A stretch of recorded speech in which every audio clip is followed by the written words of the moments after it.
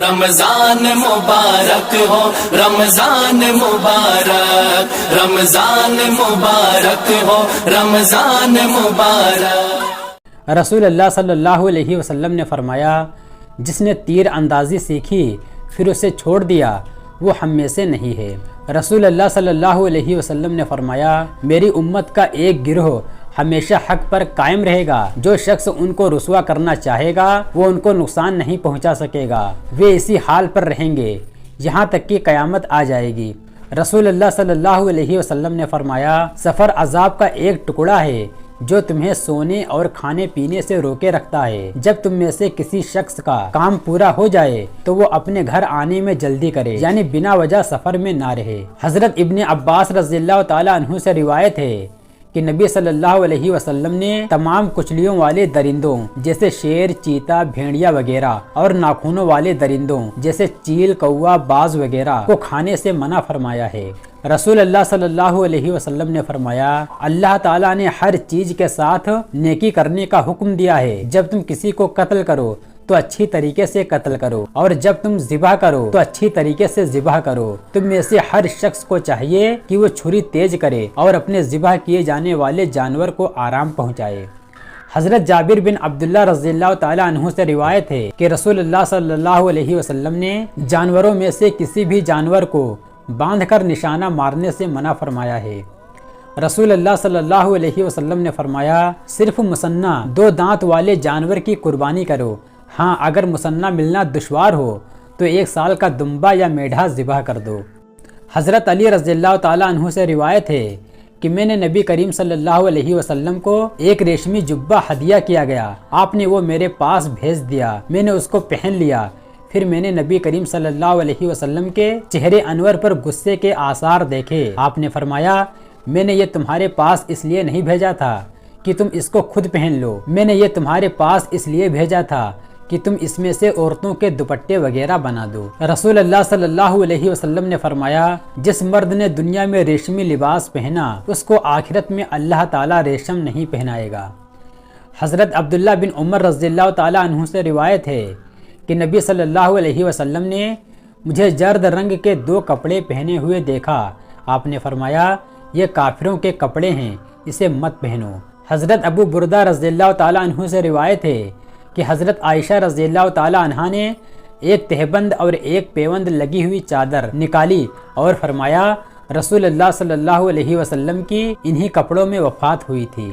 حضرت عائشہ رضی اللہ تعالیٰ عنہا سے روایت ہے کہ نبی صلی اللہ علیہ وسلم کا وہ بستر جس پر آپ سوتے تھے چمڑے کا تھا اور اس میں کھجور کی چھال بھری ہوئی تھی۔ رسول اللہ صلی اللہ علیہ وسلم نے فرمایا، ایک بستر مرد کے لیے ہے اور دوسرا اس کی بیوی کے لیے اور تیسرا مہمان کے لیے اور چوتھا بستر شیطان کے لیے ہے۔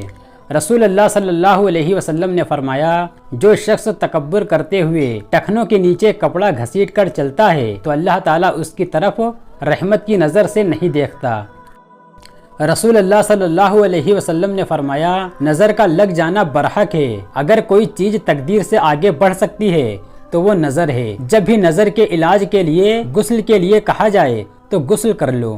حضرت عائشہ رضی اللہ تعالی عنہا سے روایت ہے کہ رسول اللہ صلی اللہ علیہ وسلم ہمیں نظر لگنے کی تکلیف میں دم کرانے کا حکم دیتے تھے۔ حضرت انس رضی اللہ تعالی عنہ سے روایت ہے کہ رسول اللہ صلی اللہ علیہ وسلم نے بری نظر، بخار اور پہلو کے پھوڑے میں دم کرنے کی اجازت دی تھی۔ حضرت جابر بن عبداللہ رضی اللہ تعالیٰ عنہ سے روایت ہے کہ ہم میں سے ایک شخص کو بچھو نے ڈنک مارا، اس وقت ہم رسول اللہ صلی اللہ علیہ وسلم کے پاس بیٹھے ہوئے تھے۔ ایک شخص نے کہا، اے اللہ کے رسول، میں دم کروں؟ آپ نے فرمایا، تم میں سے جو شخص اپنے بھائی کو فائدہ پہنچا سکتا ہو وہ اس کو ضرور فائدہ پہنچائے۔ رسول اللہ صلی اللہ علیہ وسلم نے فرمایا، ہر بیماری کی دوا ہے، جب دوا بیماری کے موافق ہو جاتی ہے تو اللہ تعالیٰ کے حکم سے شفا ہو جاتی ہے۔ حضرت جابر رضی اللہ تعالیٰ عنہ سے روایت ہے کہ رسول اللہ صلی اللہ علیہ وسلم کو فرماتے ہوئے سنا ہے کہ اگر تمہاری دواؤں میں سے کسی میں بھلائی ہو تو وہ پچنے لگوانے یعنی نشتر لگوا کر خراب خون اور پیپ نکلوانے اور شہد میں ہے۔ رسول اللہ صلی اللہ علیہ وسلم نے فرمایا، بخار کی تیزی جہنم کے جوش سے ہے، اس کو پانی سے ٹھنڈا کرو۔ رسول اللہ صلی اللہ علیہ وسلم نے فرمایا، ताउन एक अजाब है जिसको अल्लाह ताला ने बनी इसराइल पर भेजा था, लिहाजा जिस इलाके के मुतालिक तुम ताउन यानी प्लेग फैलने की बीमारी सुनो वहाँ मत जाओ, और अगर तुम्हारे इलाके में ताउन आ जाए तो तुम वहाँ से भाग कर ना निकलो।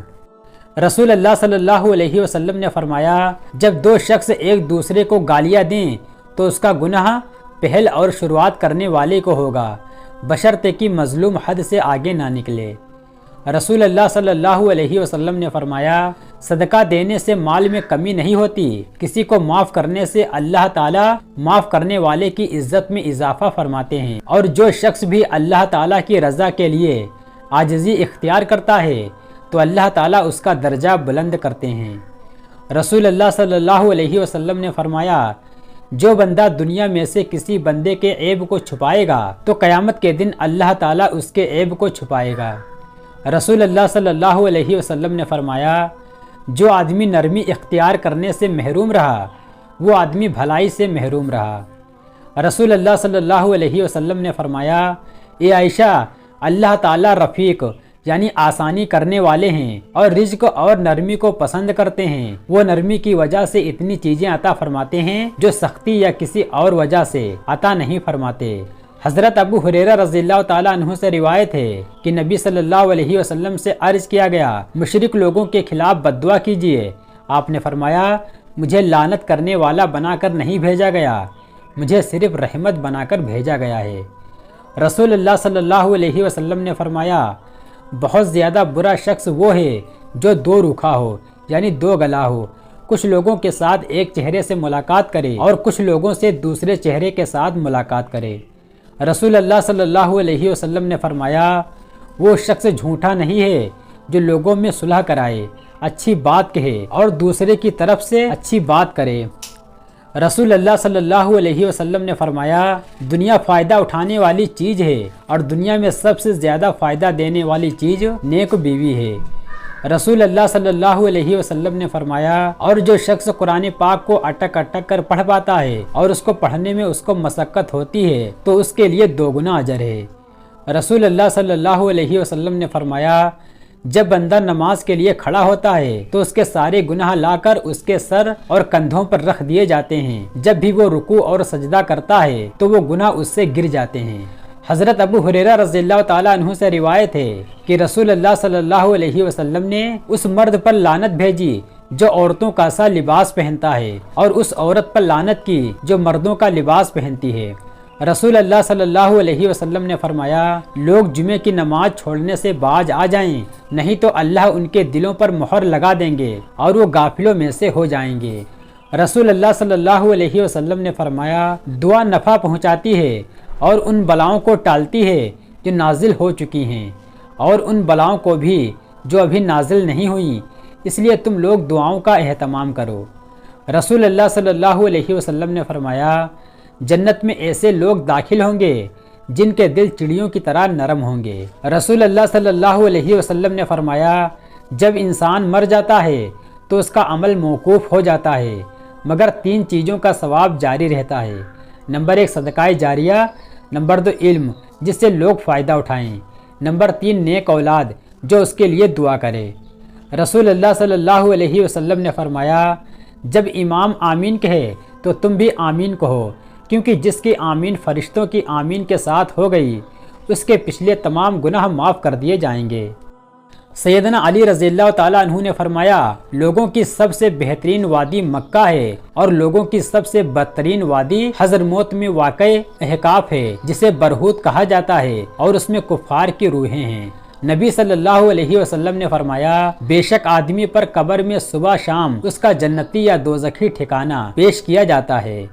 नबी सल्लल्लाहु अलैहि वसल्लम ने फरमाया, बेशक तुम्हारे आमाल तुम्हारे खानदान और रिश्तेदारों पर उनकी कब्रों में पेश किए जाते हैं। अगर अच्छे हों तो वो खुश होते हैं, और अगर इसके अलावा हों तो वो अर्ज़ करते हैं, या अल्लाह इन्हें अपनी इताअत वाले आमाल की तौफीक अता फरमा।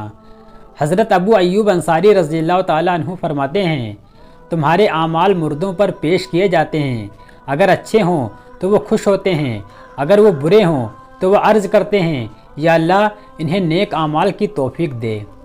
हज़रत सैयदना नोमान बिन बशीर रज़ियल्लाहु ताला अन्हु बयान करते हैं کہ نبی صلی اللہ علیہ وسلم کو فرماتے ہوئے سنا، اپنے مردہ بھائیوں کے معاملے میں اللہ سے ڈرو کیونکہ تمہارے اعمال ان پر پیش کیے جاتے ہیں۔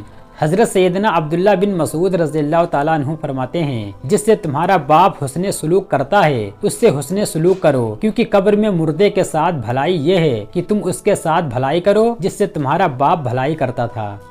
نبی صلی اللہ علیہ وسلم نے فرمایا، مقروض شخص قید میں ہوگا اور اللہ تعالیٰ سے تنہائی کی شکایت کرے گا۔ نبی صلی اللہ علیہ وسلم نے فرمایا، جس نے وصیت نہ کی اسے مردے کے ساتھ کلام کرنے کی اجازت نہیں دی جائے گی۔